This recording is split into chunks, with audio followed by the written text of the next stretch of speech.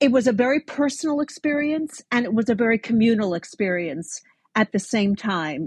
All I can tell you is that it was profound for me, and I started to cry. I don't know why. It took your breath for a minute. Yeah, I was like, and then I was like, God. oh my God, this is really happening. And before I knew it was over, it was sad. This is crazy.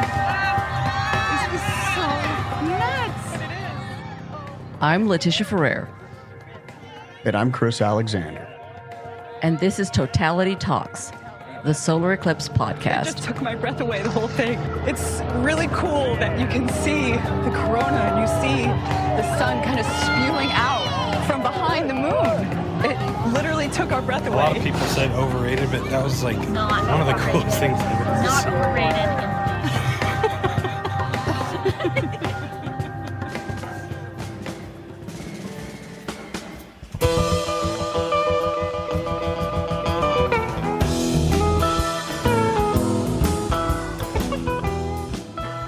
Welcome back to Totality Talks. Yes. So, did you see it? Sounds like lucky holes were found everywhere. We've been trucking along to April 8th and hope you got to see the total solar eclipse of the sun. In this episode, we chat with two eclipse virgins no more, producers of the first total solar eclipse musical based on David Barron's book American Eclipse, Janet Brenner and Laura Ivey. They experienced their first total solar eclipse and share their stories with us. Also in this episode, Leticia and I chat a little bit about the April 8th event, and we share a little love in the shadow of the moon. We'll spend part of our session with veteran eclipse chaser, Leticia's husband, Daniel Brookshier. Daniel shares a bit about his April 8th experience, marking his 8th rendezvous with totality. We also chat a little bit about video and photography.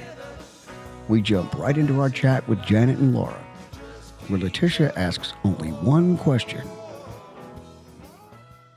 In 27 parts. All right, exactly. We So better you guys have are a very good answer. passionate. Yes. You're very passionate about American Eclipse. And then I was talking to Janet, and I said, how many have you seen to be so passionate about American Eclipse? And she said, none. We came down here to experience one. That's So right. Tell us about that. How did it make you feel? I'm happy to go first. I was stunned personally. I mean, I've looked at now so many photos of eclipses, and I thought, oh, okay, I know what to expect. But I've seen it in a photo when it actually happened, and it was above me, and it's what the photo was, but up in the sky. I was overcome. I was so incredibly moved. And I'm not exactly sure why. Honestly, I'm still processing the reason why. It was a very personal experience and it was a very communal experience at the same time. All I can tell you is that it was profound for me, and I started to cry. I don't know why. That happens. How about you, Laura? Mine was similar, although I think I'm still a little bit in the I don't quite know how to describe it mode. I agree with Janet. I've seen lots of pictures of, the actual, sun blocked by the moon and the corona and all of that. And that was incredible and stunning. And seeing that sort of flare at 5 o'clock was very interesting and sort of all of that. But I still think what I'm really struck by was just the colors or the lack thereof. Yes. Right, just prior to, or sort of as it was happening, and then during totality, and then afterwards, like that is such an odd thing in a good way. Just seeing that the darkness is over you, and yet there's lightness all around the horizon, 360 degrees. The color is not normal color. And the light is not normal light. And I keep going back to Michael John's song, "The sky is not the sky you know," and, all of that. And it's like, it's very accurate and it's very hard to describe. When it was happening, I totally agree with what Laura's saying, that I was sitting right by our director, Bill Rausch. And while everybody was staring up at the sky, I took off my glasses and I was looking around, and I talked to Bill. I said, what are these colors? I have never seen colors. Just looking at each other, it was dark, but it wasn't a darkness a color I'd ever seen. And I just wanted to bring that to his attention because ultimately, when we put this on the stage, we want to sort of try to recreate all the colors that we saw, just for the thrill that we all experienced. I'm gonna love to see this when you pull that off. We do trying to too. recreate the colors, because it's almost like you step into a black and white movie, because the colors are so muted. It is. It's extremely muted, extremely blunt of color, and yet there's a strange vibrancy to it. It's almost And the thing that I've said around here, I don't know where you guys are based, but I'm based in Minnesota, and so we get a few of those sort of tornado weather type things that come. And to me, it struck me as sort of tornado weather, which is this sort of brownish yellow, but darkness. It was just really interesting and hard to describe. And I found everything shimmering. Maybe I'm the only one, but I just found the colors were alive. Yes, they were muted. I understand that, but they were also shimmering and glowing in a way I had never seen before. And I found that thrilling. And then all of a sudden, when you look up and you see totality, I mean, that did it for me. Yeah. Well, it's like what David Barron says in his TED Talk, where he's like, I've been on this world long enough. I've seen dark skies. I've seen angry skies. I've seen, stormy skies. I've seen pink at sunset and sunrise. Right. But this is a sky I've never seen before, and it is indescribable. I'm struggling to find words, and I still am processing it. All I know is that it was thrilling. Yeah. It's ineffable. I've seen 20. I've seen 21. I know. I've seen 21. I still struggle with trying to describe it. 21? Yes. I can't even imagine. And you're not jaded. It's thrilling every time. I'm not jaded yet. I'm not jaded. I don't expect to be. I really don't expect to be. Wow. Because it is for that one moment. Every time I see one, I feel like I know the universe. The universe knows me. And it's a little bit spiritual for me, and I'm very, very present. Mm-hmm. And I feel so connected. I feel connected with this happens with or without me. So whether I'm here or not, it happens. And I get that, but I don't get it just in my head. I get it in my soul. But also it just magnifies for me, just being here is such a blessing. Yes. Being here is such an experience. And it just makes me more present. Honestly, it makes me more present in my whole life. I understand. I was standing with my best friend from college. She came down for the experience, and my first reaction was to embrace her. I mean, like, we were sharing something so powerful together, and we've been best friends since I was 17. So I just felt like we just shared another major life event together. And what are we doing? We're standing there looking at the sky. And yet it felt like a huge life event. Yeah. I'm curious to see how this translates into your musical. Like you said, the lights and the colors having the shimmering effect. I think we also have the gorgeous music. And music stirs the soul. It just does. It's going to be a very interesting combination of theatrical effects and also just music and words that touch the soul. I mean, we're not going to get it exactly the same experience, but can we get an experience where the audience feels some kind of transcendence, some kind of spirituality, some kind of monumental event has just taken place that has had a profound effect on our characters? I think we're on a good path to that already. I mean, in the sense that I think just the music alone and the concert, we had so many people crying and tearing up and just being sort of profoundly moved by the Eye of the Cosmos song. Yes. And so I think, I'm hoping, and I think Janet and I are both hoping that when we add in, the lights and the set and just sort of the feel of all of it, that it completes it so much more, that it is, that it hits everybody. What's at stake for all of our characters, all the chaos in their life, but for this one profound moment, the world stands still as one takes this in. There's no judgment. There's no hierarchy. Everybody is as one taking this unbelievable event in together. It's very powerful on so many levels. I think it is. I think it will be. I think the storyline and the music. Chris wasn't there, so Chris, the music had me with goosebumps. All right. It had goosebumps up and down my spine with the music, and I didn't cry, but I was just like, "Oh my God, if they've got it this close with just the music, what is it going to be like when they actually see an eclipse?" Well, and you've only heard 6 songs. It's the tip of the iceberg. This musical is extraordinary. Yeah. Not like only I said, How did you hear about the concert?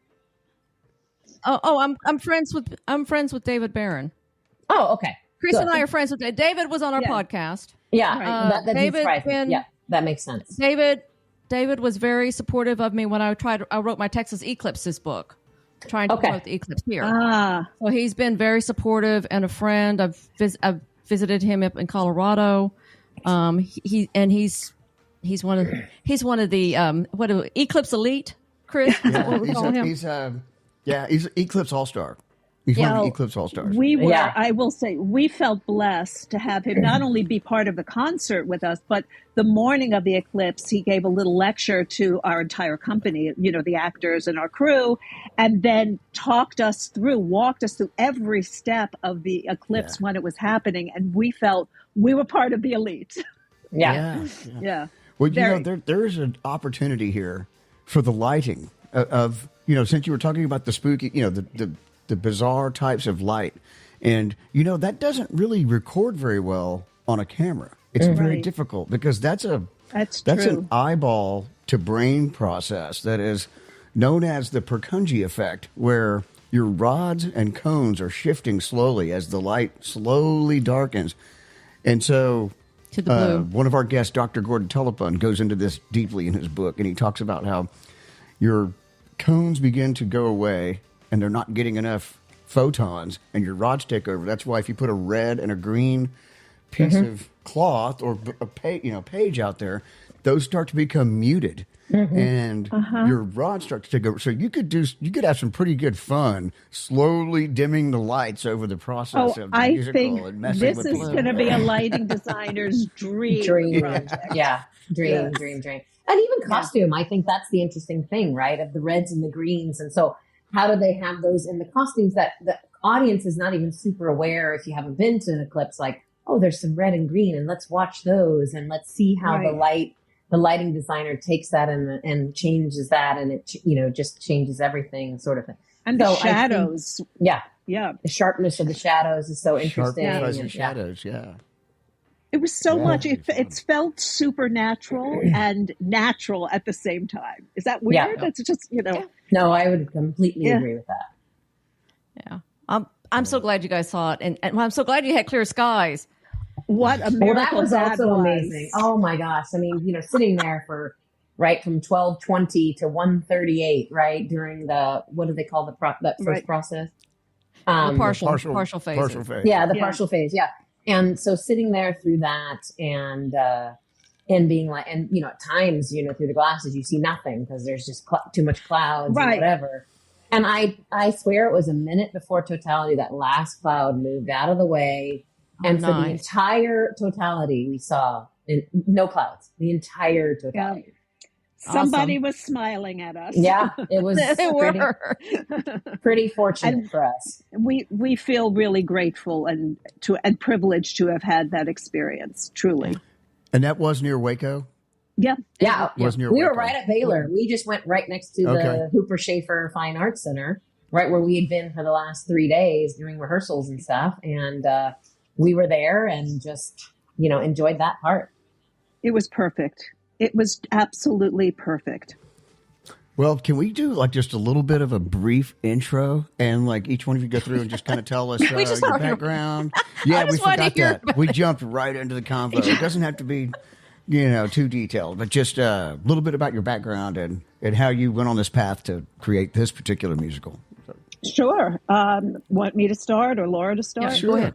I'm Janet Brenner. I have been a theater producer most of my adult life. My undergraduate was in opera performance. My master's is in arts administration. I worked at the National Endowment for the Arts, and then came to New York. And I've always been producing, particularly in musical theater.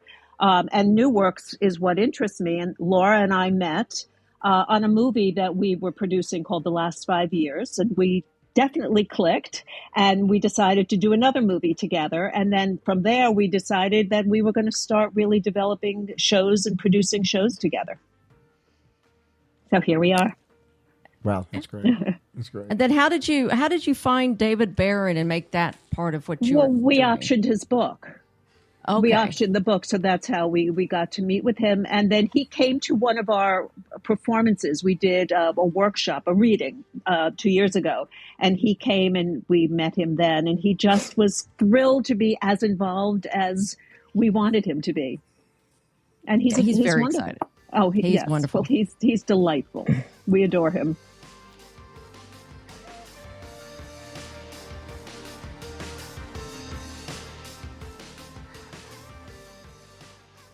I'm Laura Ivey, and I am a film, television, and theater producer, and working with Janet Brenner, my partner on American Eclipse, the musical. And, like Janet says, we discovered David's book. It's a funny little story for me that actually is partly what put us into Waco as well, is that my son went to a little day space camp at Lowell Observatory several years ago. I think it must have been 2019, summer of 2019. And I was, picking him up one day, and I was early, and I was in the gift shop, and I saw David's book. And as a producer, I'm constantly sort of looking out for interesting possible stories, right? And the stories of these three sort of scientists going over in 1878 for this sort of epic journey was pretty interesting. So I pulled the book and I read it, and I thought, oh yeah, there's definitely a story. And I think these characters can sing. I felt the singing, and I gave it to Janet, and she read it as well and was like, absolutely, these sing. And so, like Janet said, then we went and we optioned the book. And as soon as we did that, Michael John Lecusa, who is our composer, lyricist, and librettist, he was their first person we went to. And he responded. First and only. He responded as excitedly as we did. So I've known Michael John personally for about 20 years. And when I called him up, I said, well, I have a strange question to ask you. Do you want to write a musical based on American Eclipse? And he didn't know what it was. He didn't really know what the eclipse was, but he knew all the characters. And he said, how did you know that I was an astronomy buff? And I'm like, Michael John, I've known many things about you, but that I did not know. And he said, let me read it. He read it over the weekend. He came back to us 2 days later and said, I'm in. And he started working on it. We knew we found the right person, the right creator. He is a brilliant musician. He can write in any genre, and he's so smart. And just what he has brought to David's book, bringing in other characters, is just extraordinary. We are so honored to be working with him. Well, I'm looking forward to having you get your next workshop phase done. Like I said, if I win the lottery, you're funded, but it hasn't happened yet. Well, you keep playing, because we keep playing too. So exactly. Between the four of us, we'll fund this musical for sure. Well, the three of you know the genre of music, but I do not, and nor do our listeners. So what is the genre that Michael John ended up choosing, or how many different genres is he bringing into this? I think that the latter question is indeed more accurate, because our cast there are certainly white characters. Our astronomers are white, but there is also an Asian cast, a Chinese cast. There's a Native American cast, and there is a black cast and some black homesteaders. And he is writing the show in all the different styles, as well as sort of a Broadway style, indeed. But he is so brilliant at understanding and studying the different genres. There's so much integrity in what he writes. It is, it's a complicated show. It's a complicated story. And at the same time, it's very accessible to the audience because it affects all of us. But the music is just glorious. Truly. And so it's indescribable in one genre. It's not just Broadway jazz hands. It's not like that at all. And I Well, would we're say, all one. We're all Yeah, one in and- totality. exactly. And what Michael John has also done, which is very unique, and as Janet said, because he's such a study, he's really an academic and sort of figuring these things out. But he has written parts of the Native American storyline in Shoshone, which is the language of the Ute tribe, which is almost basically an extinct language now. But he did so much work, and we've gotten some Shoshone speakers to come and give us some guidance, and really actually just affirming that Michael John had 99% of the language correct, which is amazing. And then he also has included Mandarin for the Chinese characters, which would have been authentic for them to come over from, sort of most of the parts of China speak Mandarin. So we've also included that, and that's part of his homework and just what the authenticity that he brings to the story. And we're supporting him with consultants. We supported him with a Native American consultant, like Laura said. We supported him with a Mandarin consultant. We have brought in a dramaturg to work with him, who's really a historian. So we're surrounding him with as much support as we can. That's great. But if he does that much research and that much study, him and David must just be tight like that. I think so. I think there's they an do love incredible that amount of part. respect. Yes. Because David's research is amazing. Yes. The amount It of is. material. When I told him, I wrote part of my book was about the 1878 eclipse too, because one team came to Texas. Right. And the amount of stuff he just dumped on me Wow. that I didn't even have to go to the library for. That's a good friend. Yeah, I can imagine. Yes. I know we wanted to keep you a short time. Is there anything that you want to say are you guys looking at going to 2026 now that you've seen this one? Perhaps. We had one of our cast members who said, let's all commit to go to Iceland in August of 2026. Right. And, I would love to do that. And the other thing that I would love to do is, if we keep on a path and we do our commercial production in 25, 26 or something of that we would love to be in Sydney in 2028 when it goes over in July. Wouldn't we love to have the Opera production? House 2028. We would love to have the production maybe at the Opera House when it goes over. Wouldn't that be amazing? That would be extraordinary. Yeah. That's David's dream. That's and David's I dream. support it. Yes. Yeah, And he so will do have, we support it as well. I'll be in the audience of at least one of those shows if you guys make it there. Okay. Well, stay tuned and we'll keep you posted. It's always good for us to put things out there to shoot for, right? I agree. Yeah. And by then you'll agree. have your chops down, and it'll be a production that's been done a few. Yeah. That's right. That's dozens right. Yeah, of but times. then you'll be at your third eclipse because you would have seen this one, 2026 and 2027. Right. Yeah, Right. because We you'll will be be go to all, Egypt. we will be chasers just like everybody else. Yes. Exactly. We'll be part of the Eclipse Elite. Is that what you said? You're definitely an umbra file at that point. So, There you go. So I am going to, I'll tell you what, I'll email it to you, but there is something called the eclipsechaserslog.com. I'll send it to you if you want to go record your first eclipse there. Oh, wow. Amazing. Cool. That's fun. Yeah. yeah, it's a lot of fun. You put your location, and it shows it on a map, and then you go back and you can go search the stats for all the the people who've seen the most total solar eclipses, and Wow. But you never forget your first. You never forget your first. yeah. Never forget your But first. Letitia's up there, and one of the. I was going to say, definitely the top Leticia must 50 be pretty people on the planet. high for sure. With Yeah. I'm in the top 30, I think. Top I'm in 30 the top on 30. people human beings ever to live to see it. And Wow. There's quite a few people above me. Yeah. Who's the number one? How many is the number one done? It's Fred or Glenn now. It was a guy. It well, was Jay it Pasakoff was Jay, still but has he just 37. passed. Oh, he yeah, just but he still passed. has 37 totals. Okay. Yeah. He still passed, but I think a few people are going to catch up. Yeah. People will Wow. catch up. But No, does this Lynn include Shining. partial eclipses or only total? No, eclipses? his was totals. 37 totals. It does. for him. It does include all of them. You put in how many partials you've seen, how many annulars, how many totals, and you can sort by Amazing. Oh, that got many. it. Yeah. Yeah, but I make the top page if you sort by last name.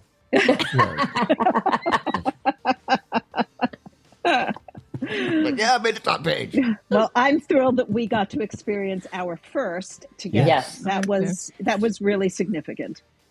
And I'm really looking forward to seeing what you guys do. Now, are you targeting doing off-Broadway first or on Broadway start? Or we're targeting the development of the musical. So the next step for us to do is to do a workshop, and then we'll see what we have. But I think our goal is Broadway because of the scale and the scope of this. So, but we're just going to do whatever is right for the show to continue its development. But we're on a very good path.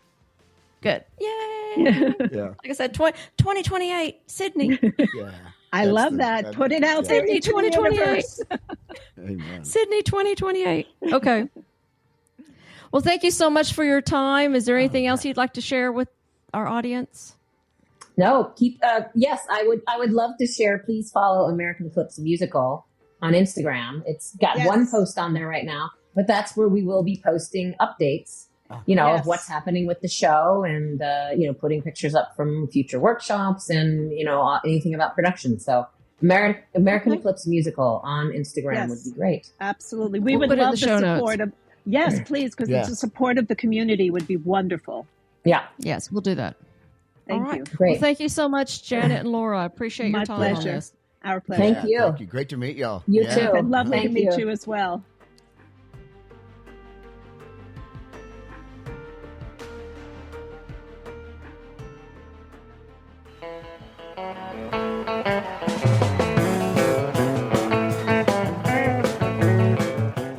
Totality Talks is brought to you by TexasSolarEclipses.com, where you can get the book Texas Solar Eclipses.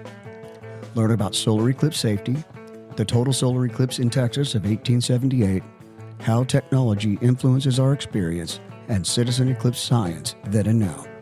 That's TexasSolarEclipses.com. Click the link down below.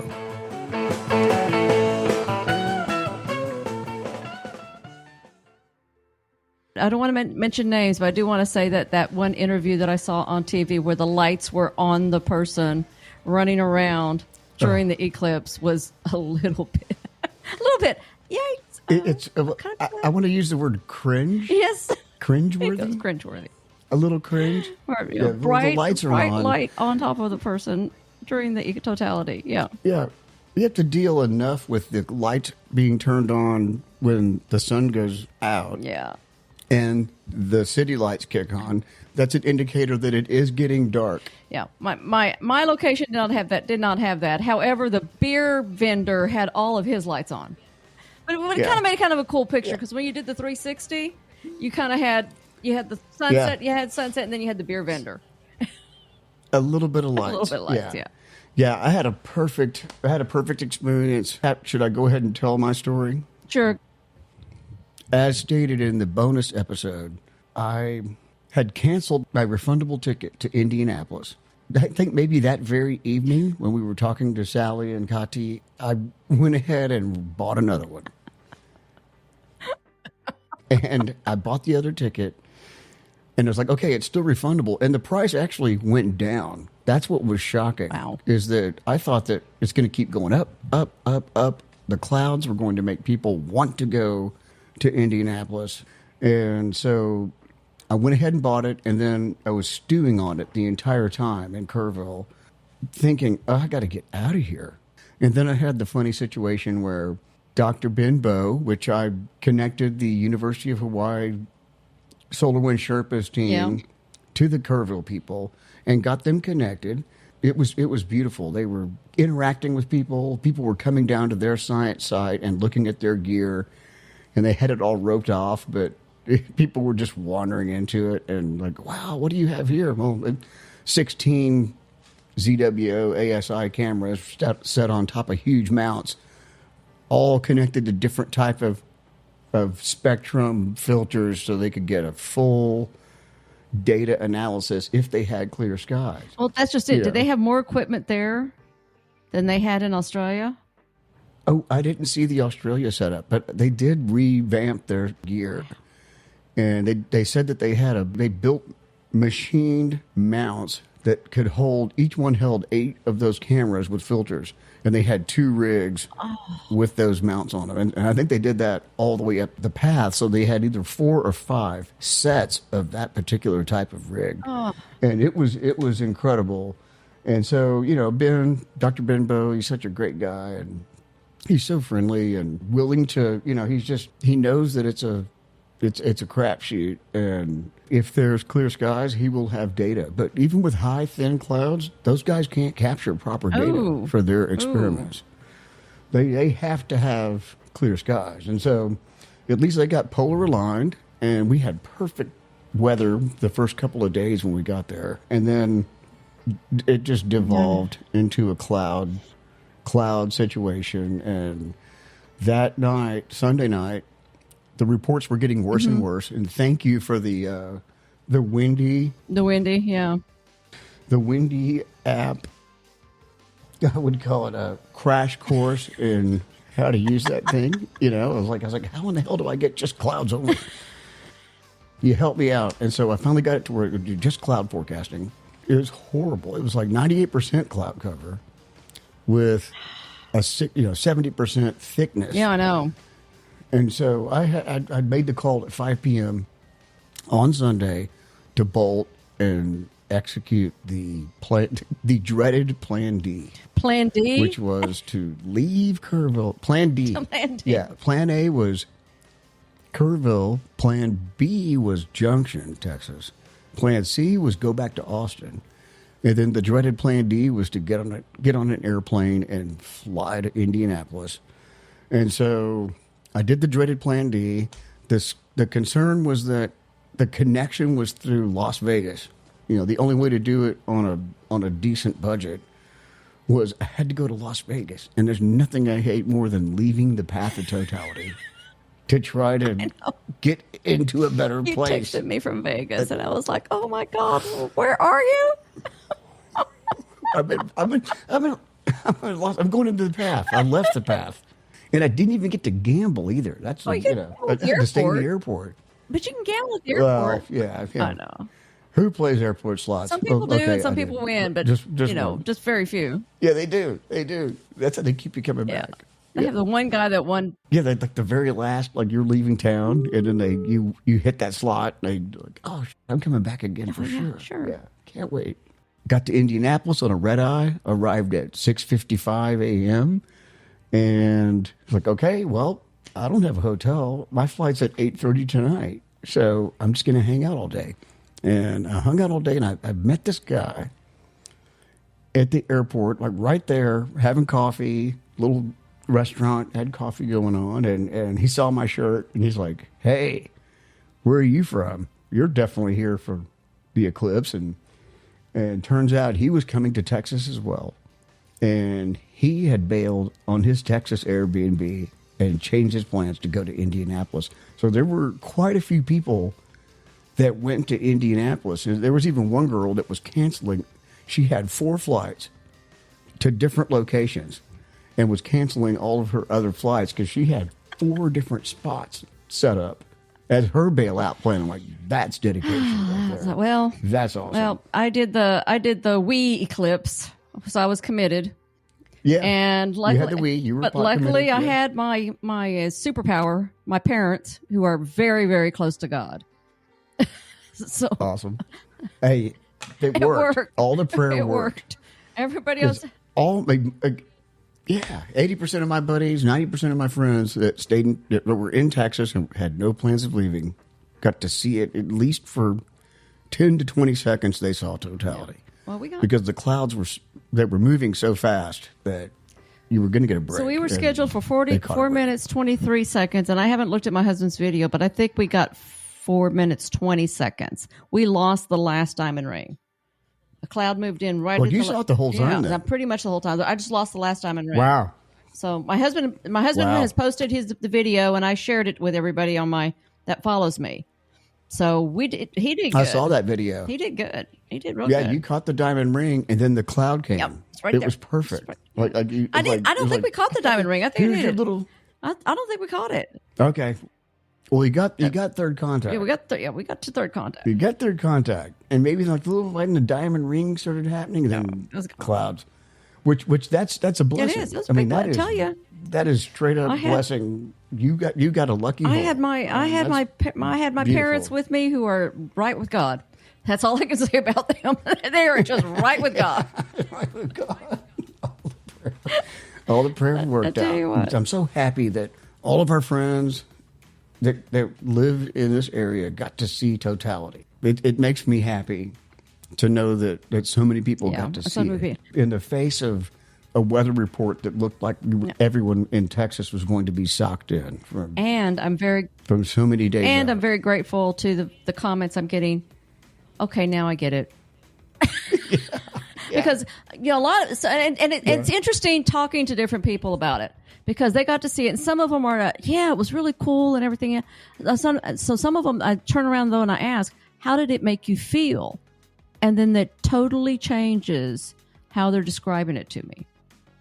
Yeah. Because it just made them feel it accesses a different part of their brain, their heart, and their soul, and everything. Wow. It was just they describe it to me in very technical terms. Oh, it was pretty, and I saw the red and everything else. And then I ask them, how did it make you feel?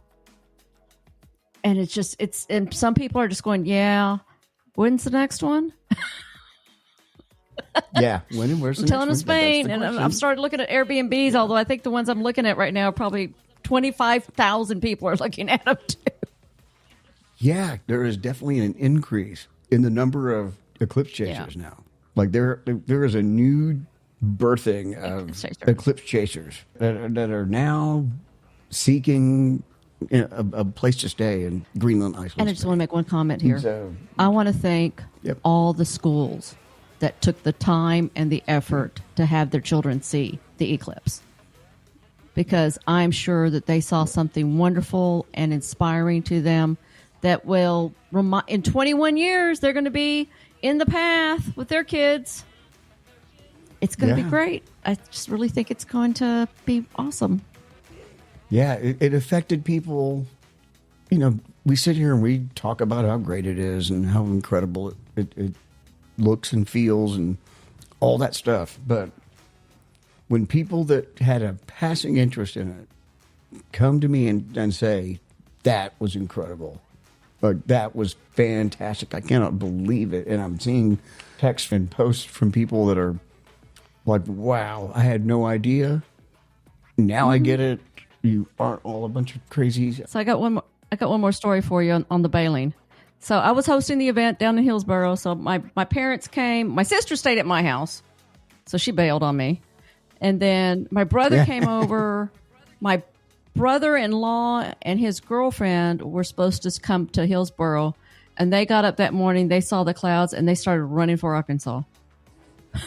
They just got in the car and started running for Arkansas. They made it to Oklahoma, and they got clear skies. They kept driving until they saw clear skies.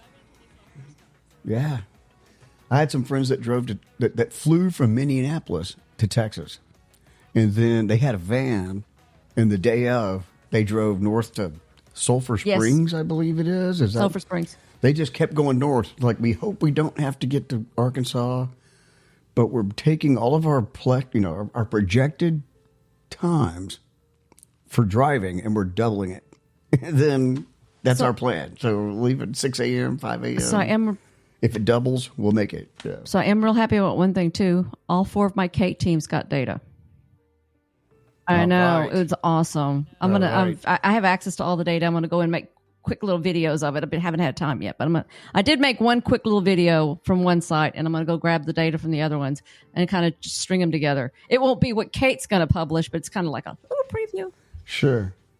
Yeah, you get a little small sample size of it. But all my Kate, and they had a wonderful. The Kemp High School event went off real well. They got clear skies. It was kind of scary for everybody along that path, but everybody kind of north of Kerrville got some clearer skies at least. Yeah.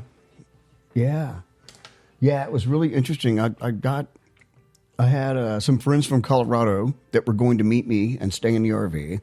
And they had 100-mile-an-hour winds and damaged some of their property. And they're like, we can't leave. We got to wait. We got to wait a day or two before we head down. And so they weren't going to stay with me. And then I had another friend. She had issues, and so she couldn't make it down either. So I was alone in my RV. I gave you the freedom. And I'm like, it became a me eclipse. All my obligations were taken care of because I'd met I've gotten the University of Hawaii people connected with the Kerrville people.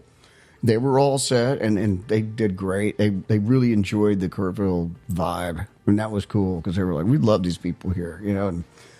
And Benbow gave a lecture, and then he's like, any questions went on for 45 minutes. Like, we have to end this now. We really do. And if you have questions, just come on down. And there were 50 people around him afterwards. Just Paparazzi. In a mob. They had paparazzi. Yeah. They were like, oh, I said, well, what about this? Or what about that? It was great talk. You know what? I'm not obligated to this group of people in any way, shape, or form. And the funny thing, I told you this story, but there was a guy, there was an empty spot right next to me, the RV spot. Like, when is spot number 3 going to show up?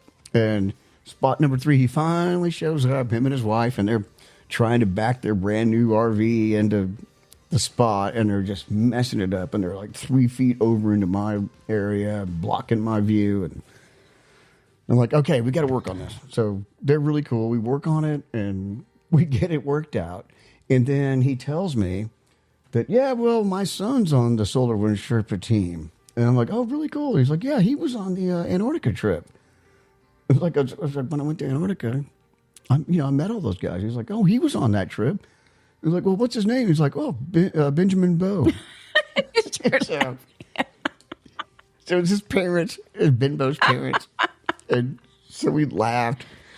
And we're like, oh, my God, that's like such a cosmic coincidence. And about an hour later, I'm setting up my temperature experiment, which is a 20-foot PVC pole with little temperature sensors on it. And it falls down and like hits the top of his brand new RV. And he goes, hey, from the inside, you're encroaching on my zone. Classic. That is classic. I'm sorry. Like, sorry. I'm so sorry. I'm sorry. I did. For science. I just stuck an outdoor thermometer. I got me one of those one of those outdoor thermometers that have the sun rays on coming out of it. I bought one of those. I go, okay, I'm gonna put that on my wall when I'm done with it. So I put that out there. It only dropped like 5 degrees where we were. 5 degrees. It's because the cloud covers the clouds a blanket. Cloud covers a blanket. Yeah. So he was. I told him the story. I'm like, I don't really need to worry about. My friends couldn't make it. The 3 other people that were supposed to be in my RV, they're gone. And he's like, well, what about Ben? You're abandoning Ben. I'm like, oh, you made me feel guilty. Anyhow, so I bolted at 5 p.m. That was my call. Drove to San Antonio, flight. And then I get to the airport at 7 a.m. and that guy sees my shirt, and we start talking. And his name is John Jack McGill, and he is a NASA launch photographer. Ooh. And he's been doing it for decades and has met all the Apollo astronauts and has been in the control room for many different, many shuttle launches, and now photographs, SpaceX launches and all Cape launches. Nice. He lives near the Cape. And so we kind of became pals, and we've been chatting it up on photography. Awesome. But the interesting thing is, he's like, I don't think I'll be doing that again, the eclipse chasing. But it was just neat. I ended up meeting people that chased out of the zone, left their place, and went to Indianapolis for clear skies. And so I found a little nature park just south of town, and it was peaceful, maybe 300 people, and hoped to catch a bunch of nature sounds, but we were in the flight path from the airport, so there was nothing but airplanes, and you could still hear the roar of the city. And so all my audio experiences failed, but I just took my road gear that I take on every international trip, had 7 rigs ready to go in Kerrville, and had to pack them all down and just take the road rig. Well, and so that was unfortunate, but I got clear skies with a little thin high cloud situation going on, which makes for not perfect corona. But you still saw all the prominences and everything. Oh yeah, because there were a lot. That's why I'm saying 98%. Yeah, there were a lot of prominences on that one. It was really and I saw somebody's picture because my husband was kind of tight in his pictures. You look at his video; he's kind of tight in on the corona. Yeah. But I saw somebody who had pulled back and got the comment, and you could really see that corona was just everywhere. Yeah. In the sky. Yeah. So that's like a 2-second image. Yeah. Yeah. It was beautiful. My field of view was too close to get the street. I mean, I've got some great corona, but it goes out of the field of view. I know. View that's how big that was. Yeah. Yeah, it was awesome. So I'm about to post my images today. I've been working on the corona stack, and it's been tough because I had those little thin high clouds, so I don't have the great detail that I captured in Australia. But it's still workable, and it's great. And we got to see the corona, and when it was happening, it was like, oh, there it is. Beautiful. Spiky and pointy, but definitely in different angles than what we had a year ago. You know, it was so evenly distributed a year ago. Mm-hmm. This time it was coming out from the side everywhere, and a little bit, just all off angle, which is that's the beauty of it, is you never know what you're going to get from the corona that day. So would you from the corona that we saw, do you think we passed solar maximum, or do you think we were still building up to it from that?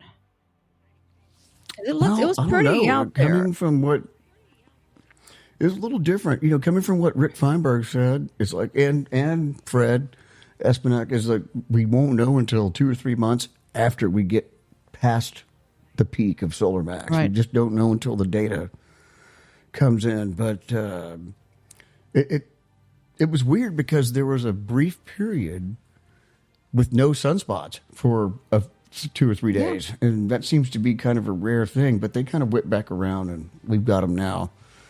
But we might be starting to gear down. But we won't know. Maybe solar max I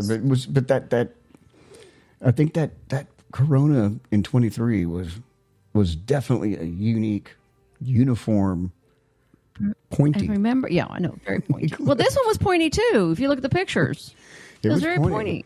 But it just wasn't like symmetrical. Yeah, it wasn't like symmetrical pointy. It wasn't symmetrically distributed around. Yeah. But I think 23 was special too, just because it was only a 1 minute eclipse. So we got so much more of the chromosphere, so much more of the prominences. Yeah. Because I noticed when that chromosphere was just amazing. As we were losing it was going toward third contact. Just about that, I started seeing that there were more prominences on the back end that I couldn't see because the moon was kind of covering them up on that side.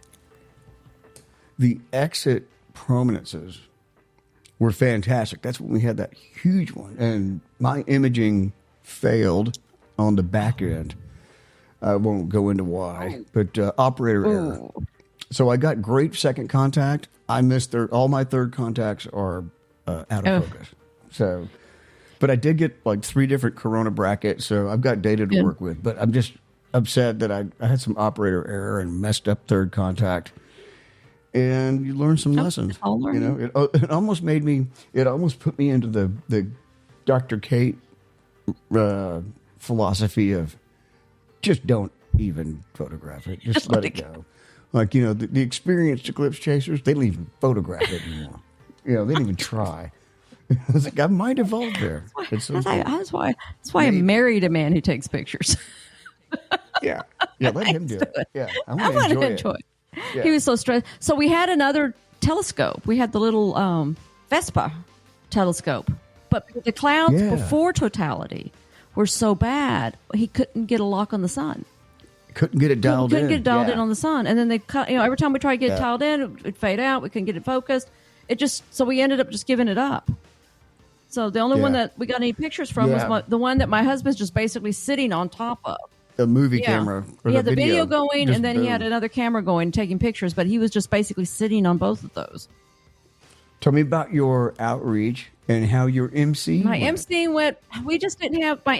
went well. I got lots of compliments on what I shared to make it more interesting. However, we didn't have the attendance we were hoping for. Why is that? Because that's weird. Hillsborough was doing a big downtown thing for free.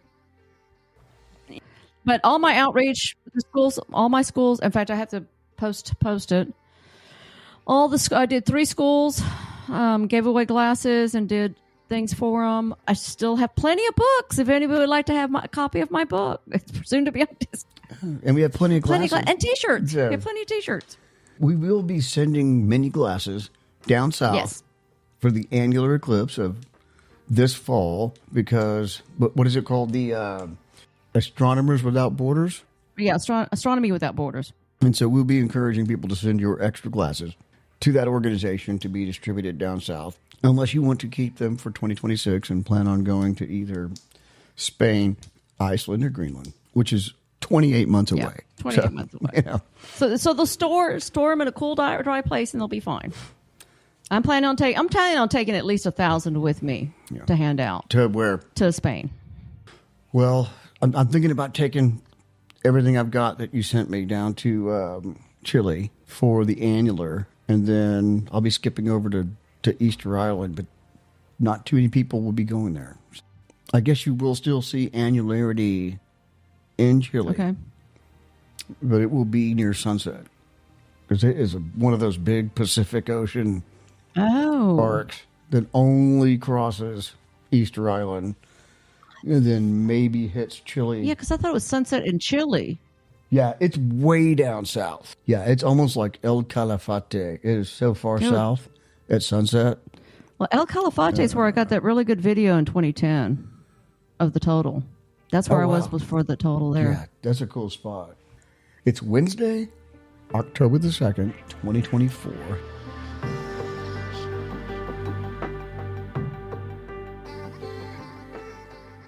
Hey, Daniel, Headset on what's him. up? Here, talk to him. Tell him about your pictures. We're doing a recap. Hello. What's up, man? How you doing?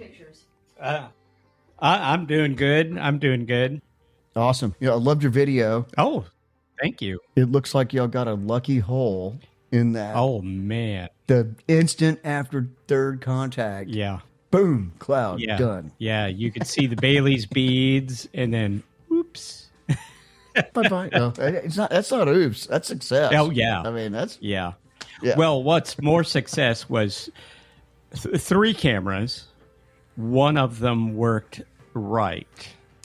Hey. Yeah. That's Hall of Fame status right there. Yeah. You're at 333, and you're... Yeah, that's right. I'm You're in the Hall of a Fame. top-notch baseball player. That's right. Batting 300. Amen. Amen. Oh yeah, because the one that got the good pictures, that was my brand new Canon 5C. So I've got an 8K video. All right. That I'll eventually get off that camera. Right now, that's just compressed. You haven't even dumped that one Yeah, yet. I haven't Awesome. even gotten it because I don't have the software. I got a plug-in. Yeah. I just now downloaded the software about 20 minutes ago. Awesome. And I'll get that one eventually, hopefully today or tomorrow. But the other camera that was on, 80 millimeter carbon fiber telescope was out of focus. Yeah. I had in focus, and then I left it alone because I figured you're in focus. But no, the temperatures changed too much, about 10 degrees, and that was enough to freaking ruin the focus. Yeah. Yeah. You got to do that last focal check, and the more rigs you're running, Yeah. the more difficult it is. Yeah. Well, and plus, it's like I now see and understand the reason for an external monitor on your camera and not that little bitty screen that you're trying to look at, from down here and up there, where the telescope was almost pointed north, and then the or the zenith. And the iPhone, I thought I'd press the button for video on the iPhone, but I bumped it and didn't double check to make sure it was still recording. Yeah. I bumped mine, and I call it operator error. Yeah. But I had some operator error. Yeah. And I've got gray shots of C2 and got 3 coronal brackets, and then freaked out and went and I hit my focus. And so all those beautiful prominences at C3, I missed them all. Oh, my. All gone. Yeah. And they're all out of focus. Yeah. And so, you just, Something's going to break down. It's just Yeah. all there is to it. Well, next time I'm going to plug in an external monitor to the camera. It's something I only just started seeing. How big of a monitor can you take to Spain? That's or right. Greenland or That's Iceland? right. Yeah. Well, because I'm only going to bring one big camera, probably. One Probably. rig. Yeah. I'm not going to be able to afford Yeah. to carry everything that we did in 2 different cars we carried down there. Yeah. So That's the beauty of a home game. That's is that right. You can take everything. I Right. backed the truck up. I put bring- everything bring the I ice possibly chest. could in the truck. Yeah. Yeah. See it. that's it. And then I didn't get to use any of it because I bolted, went to Indianapolis. Yeah. Oh, yeah. There you go. Well, you have to have your go bag. Yeah, I had my typical, just my same bag, the same one I take to eclipses on Yeah. international travel, Well, I would have been and with it was easy. my... I just went carry on. Yeah, I would have been with my brother going to Oklahoma if it wasn't for the fact that, I like being married to Leticia. Yeah, I don't think the wife would be too happy. No. See ya. Yeah. You're hosting. I'm leaving. Yeah. Yeah. Trying to cut down on that sort of endeavor. Yeah. Well, that was once in a lifetime where we get to take everything we want, Yeah. any type of gear you want, and then plan change. What do they say? Man plans and God laughs. Yeah. And so, I was watching something today and somebody was saying, we can predict an eclipse over, 20 million years and we can't predict the weather over 3 days. Yeah. 3 hours. 3 hours. hours. Oh my goodness. Within Yeah. minutes. And for you, you got 2 seconds. Like you caught C3 and then bam, clouds. Yeah. Which, Well, that's the also lucky I got hole. You're blessed. I got a photo off my iPhone after the eclipse, and we're just standing around, and I noticed there was all these clouds, all in just concentric pattern going off to the east, and that was the weather pushing those clouds and making that pattern from the eclipse weather. Yeah. And I'm sure that's the reason why we had the hole. That was just pure eclipse weather. The change in the temperature. Yeah. I think we recorded it was 9 or 10 degrees temperature difference between the C1 and C3. It's when we took the last reading. It's a thing. It's a thing, and I've had more people say, "I don't know how, but the clouds just went away." Yes, and then they reappeared. Yeah, it's like, well, there is a reason for that. It was lucky, yes, but as well, there are atmospheric conditions that are changing rapidly. Yeah. That are conducive to cloud dissipation. Sometimes cloud creation, but seems like in Texas, people were granted the luck of the hole. Yeah, which is fantastic because I'm so happy that so many people got to see it. Oh yeah, here in Texas. Yeah, it was pretty fantastic. What was the crowd like where you finally ended up? So I went to a nature park just southwest of Indianapolis, about 10 miles south of the airport. And it was maybe 300, 400 people all spread out around a little pond and tall trees and really a family environment. But people, they weren't just people with their picnic, their little blanket out. Pretty much 60 to 70% of them had a telescope rig. Wow. Everybody had a camera rig. Yeah. And not just like a camera, but they would have you could see they were prepared. Yeah. And so it was kind of a nice little hideaway. And unfortunately, we were in the path of the airplane traffic. So my little nature cam experiment where I had an audio nature recorder on a tree way out, it's nothing but airplanes. Oh, yeah. Well, and cars from the city, the home of the city. Yeah. Well, I've got to check my audio because it was really odd. During totality, I heard what sounded like cicadas. I think that's it. Yeah. And It may be cicadas. It may be a wonky loose belt on an air conditioner truck. So, you got to go back and, yes, I'm just now getting into going back and checking out all the data. Mm-hmm. I've gone through and found some of the great points and like, okay, good one. But now it's like the whole data collection processing time is starting, and it's like, maybe I did catch that. Yeah. No, I didn't. Yeah. Well, I've got to go back through the YouTube videos and how to mix your solar eclipse photos. I think this time on the one camera that had the focus, I think I've got sufficient pictures to mix that and do something with it. I wish I had more. I had seven brackets. I should have shifted my speed a little bit because on the high end it was a little bit too high. On the low end it wasn't low enough. So I really needed to bump it up and down just a little bit. But I was so paranoid. I did that in Australia and messed up my camera terribly. Plus it didn't hurt that because of the temperature change, a bolt came loose at totality or a few minutes before totality. The whole rig goes bloop. Oh, I remember hearing that story. Yeah, and I was yelling to Leticia, the Allen wrench! That's in the living room! Duct tape! Quick! Hey, yeah. Oh, I tightened that sucker down tight this time around. Yeah, I had scripting issues. Mm-hmm. I was using a computer script. Which software were you using? Well, I started off with Set and See, which is the solar eclipse timer and camera triggering or whatever. And then I had to abandon it after 3 hours at the airport trying to get it to go over. I was like, I just can't get this to work. So I went over to Rob Hawley's program called Capture Eclipse. That's one I was using. Yeah, I met him in Australia.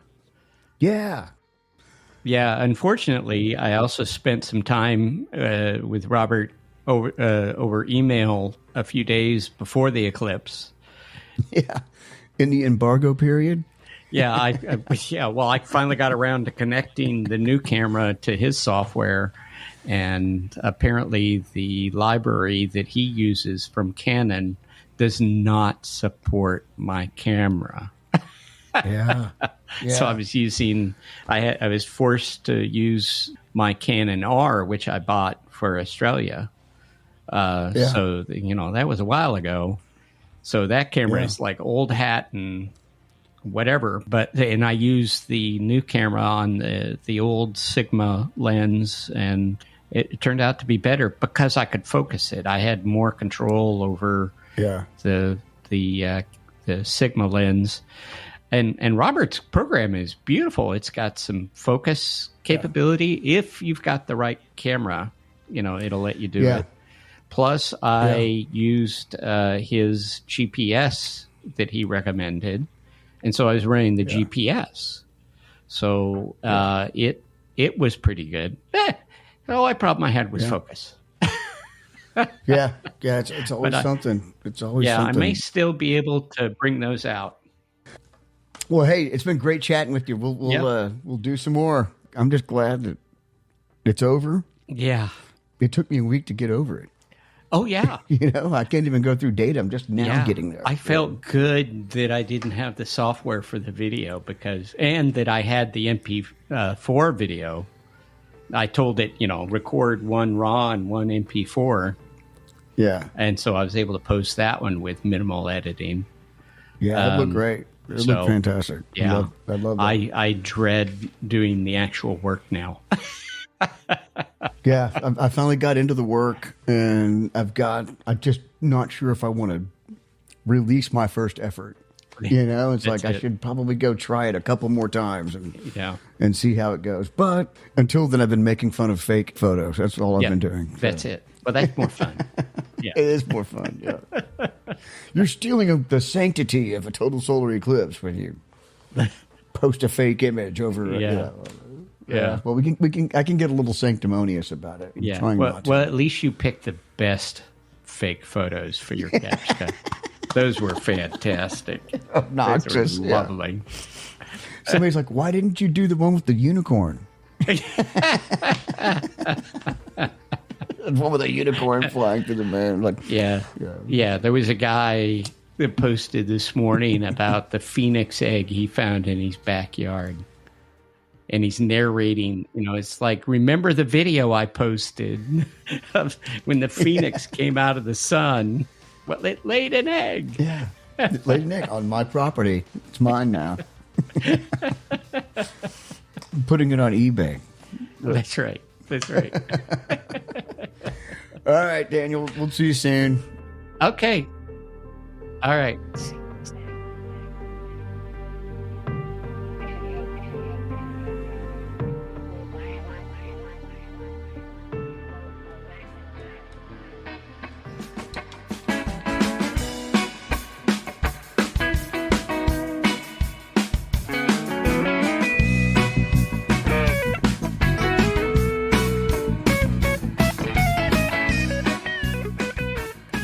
Well, that's it for this episode of Totality Talks.